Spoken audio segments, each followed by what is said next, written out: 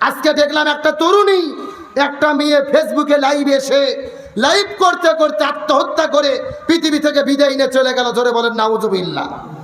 একটা তরুণী সাজুগুজু করে বউ সেজে ফেসবুকে লাইভ করতে করতে আত্মহত্যা করতেছে। কি মনে করেছে তারা? সে বলতেছে এই দুনিয়ায় আমি যত কষ্ট পেয়েছি, জাহান্নামের কষ্ট এর চাইতে বড় হতে পারে না। নাউজুবিল্লাহ বলেন। তার মানে কি বুঝলেন?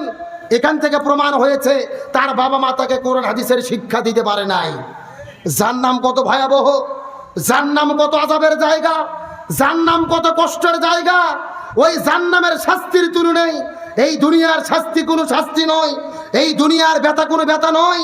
এই দুনিয়ার স্বাভাবিক ব্যথা দুঃখ যন্ত্রণা সহ্য করতে পারো না, কোনো বিপদের ভেতরে সবুর করার নামই হলো ঈমান।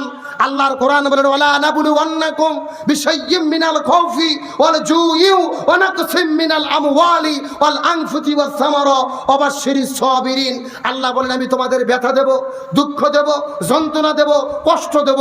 সফল তো তারাই যারা সবুর করবে। সুবহানাল্লাহ বলেন। আজকে অনেকে মনে করে আত্মহত্যাই সমাধান না, আত্মহত্যার সমাধান হতে পারে না। আত্মহত্যা করা মানে নিজেকে জাহান্নামের মধ্যে ঢুকে দেওয়া। রাসূল বলেছে হাদিস শরীফের ভেতরে জাহান্নামী ব্যক্তির মৃত্যুর 6টি আলামত রয়েছে। তার মধ্যে প্রথম নম্বর আলামত হলো আল ইন্তিহারাত। যারা আত্মহত্যা করে মৃত্যুবরণ করে রাসূল বলতেছে এরা ডাইরেক্ট জাহান্নামী। নাউজুবিল্লাহ বলেন। সুতরাং আত্মহত্যা কোনো সমাধান নয়। জীবনে দুঃখ বিপদ বালা মুসিবত আসবে, পরিবারে কষ্ট হবে, বাবা মা ভালো হবে না, স্বামী মন মতো হবে না, শ্বশুর শাশুড়ি মন মতো হবে না। এই দুনিয়ায় সবাই মন মতো হয় না, কারো কোনো দুঃখ যন্ত্রণা কম বেশি থাকে। যত কষ্টই পাও না কেন সবুর করো। এই দুনিয়ায় কষ্ট করতে পারলে আল্লাহ জান্নাতে সুখ দিয়ে দেবে। আজকে এত আত্মহত্যার মূল কারণ হলো সামাজিক অবক্ষয়, কোরআন হাদিসের শিক্ষা নেই। প্রত্যেকটা বাবা মা ছেলে মেয়েদেরকে বাংলা ইংরেজি গণিত শিখায়, কিন্তু মাদ্রাসার শিক্ষায় শিক্ষিত করতে পারে না, কোরআন হাদিসের শিক্ষা দিতে পারে না। আজকে আপনাদের মাহফিলের ভালো উদ্যোগ, একটা মাদ্রাসা সেখানে প্রতিষ্ঠিত হচ্ছে। এই মাদ্রাসায় যদি আপনাদের সন্তানদেরকে দেন, টাকা পয়সা দিয়ে সহযোগিতা করে মাদ্রাসা কায়েম করেন, এখান থেকে কোরআন হাদিসের শিক্ষা যদি ছড়িয়ে পড়ে, এই সন্তান কখনো আত্মহত্যা করতে পারে না।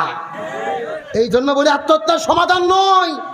ওই তরুণী কান্না করতে করতে লাইভে বিদায় না চলে গেল, জেনে তার ভিডিও দেখে আরো কত মানুষ শপথ গ্রহণ করবে আমরাও মারা যাব না। আত্মহত্যা করা মানে জুলুম করা, আল্লাহর নির্ধারিত সময়ের উপরে আঘাত করা, নিজেকে জাহান্নামের মধ্যে ঠেলে দেওয়া।